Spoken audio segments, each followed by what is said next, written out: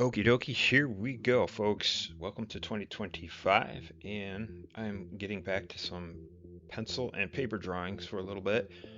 I stepped away for a week or two from doing pencil and paper stuff.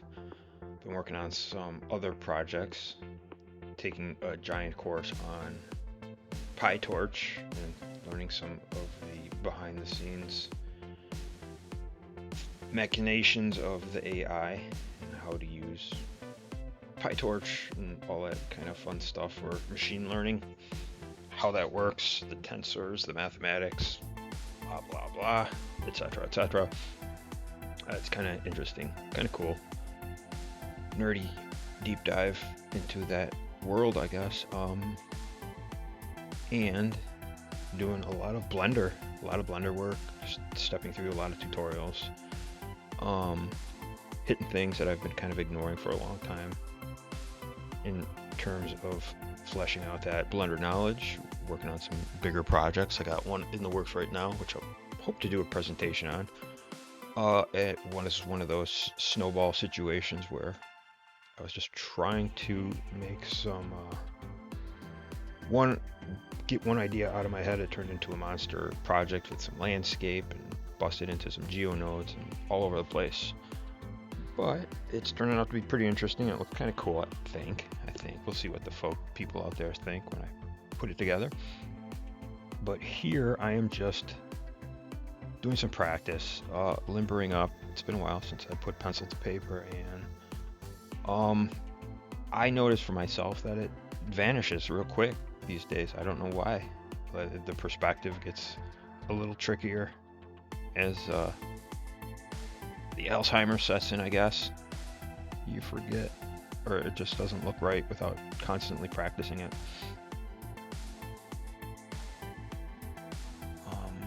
So we're doing some spaceships. I like that jetliner look. I was going for something a little different. I'm always seeing a lot of, or doing myself a lot of, and I'm influenced by a lot of the culture that you see in sci-fi with Baroque, is that the right word, Baroque, or these complicated spaceships with pipes and doohickeys and everything sticking out of them all over the place, and I'm just going for a smooth jetliner appearance. That's the front end that my hand is on at the moment. And now I'm working on a Mac. This is just all coming out of stream of consciousness, I guess, doodling. And I'm going to break out the markers, do some black and white inking. I don't know if it's inking. It's not ink. It's just kind of like these fancy flare pens, if you will. Micron, Pigma microns. I don't know where I got them. Maybe Office Max and some Prismacolors. I've had these pens forever, and I have never used them. Never broke them out. So this was a good excuse to do that. I like doing some of that graphical, harsh graphic, stark black and white lines. I've gotten a little comfortable with the pencil. The problem with the pen, I think, for me, is it's a commitment that you can't undo it. So you start putting down some black lines and you goof it up, or your hand wiggles. Oopsie.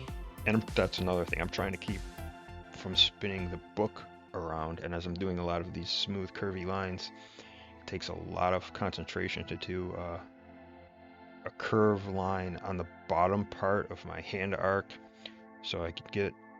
So typically I would just spin that book all over the place. It's a little jarring in the video, that's why I'm trying to avoid it, seeing the book spin around, especially in fast forward. But you get this big swoopy line, and if you can spin the book around, you can make a circle or a curve real easy. But on that bottom part, or that bottom 3/4 of the circle, I have to focus and try extra hard to keep it from becoming jagged or spazzed out. And let's see what else is going on. Still cleaning up from the storm.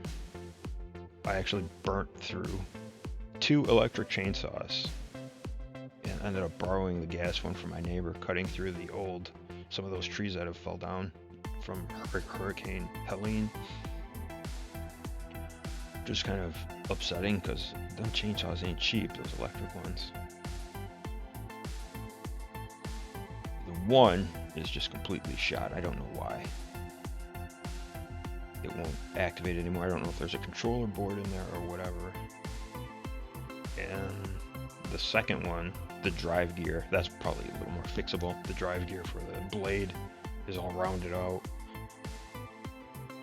Probably less an issue with the electric portion of the chainsaw, and obviously if I could find a new part, maybe that would improve the situation. But either way, I went to the gas chainsaw and had most of the work done in 20 minutes. No need to recharge. The electrics are super easy to use though.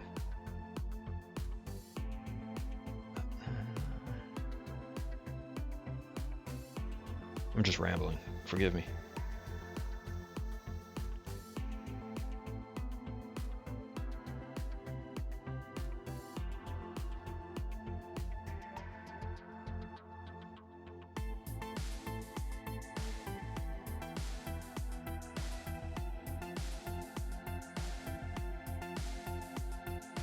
Alright, see these are the Prismacolors. Yeah, these are fun to use.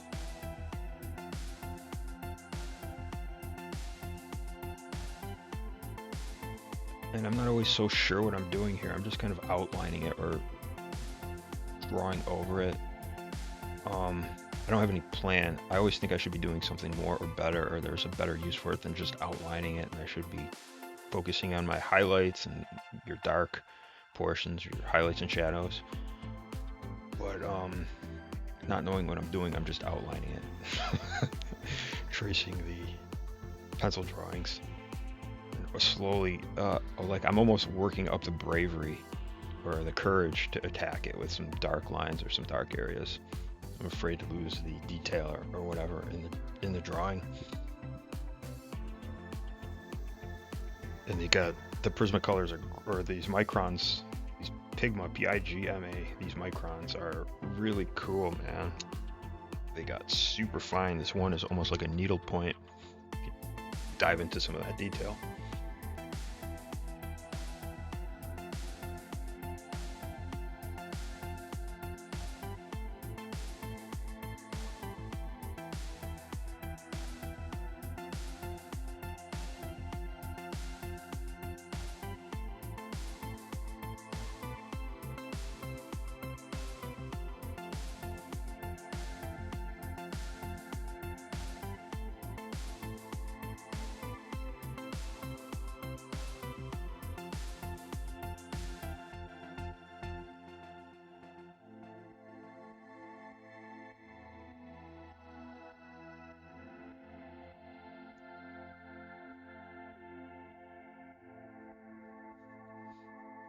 I took a few courses of art back in the old university days, and I used to do stuff like this, and they hated it. They absolutely hated everything I did. I think what was the big fashion that they were trying to get everybody to chase was something called editorial art, which I think there was an artist, I think his name was George Plimpton. I know there was an actor or a pundit or some kind of guy named George Plimpton, but this guy was an artist. I may have that name wrong. George Plimpton, I'm pretty sure that was it. And he did these kind of almost surrealistic, exaggerated scenes with people with giant heads and small bodies to try to, almost like a caricature, to emphasize their qualities or aspects of their personalities, like politicians and things like that. Public figures. And I didn't have a problem with his work or that style. I just didn't want to do it. But the teachers definitely did not like my robots. It wasn't high concept enough.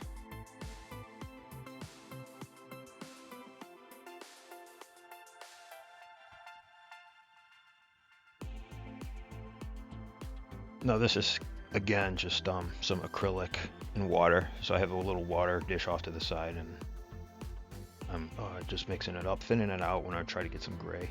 But I finally gained some courage to do the black and white, or to give myself, to give the image a little more stark shadow and form, because I was afraid to do it with the marker. But literally I was. It's strange to say.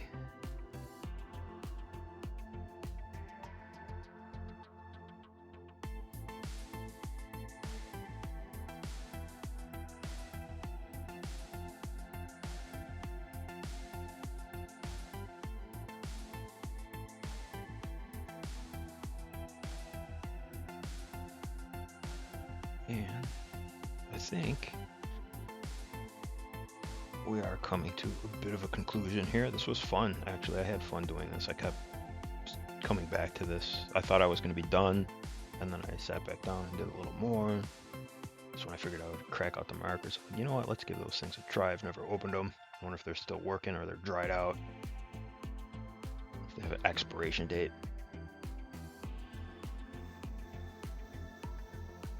They're as good as new, I suppose.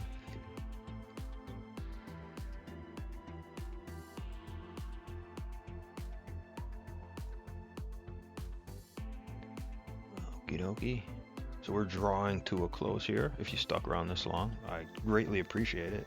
Thank you for your time and attention. Want to come back? We'll be doing this again. Thanks a lot. Bye.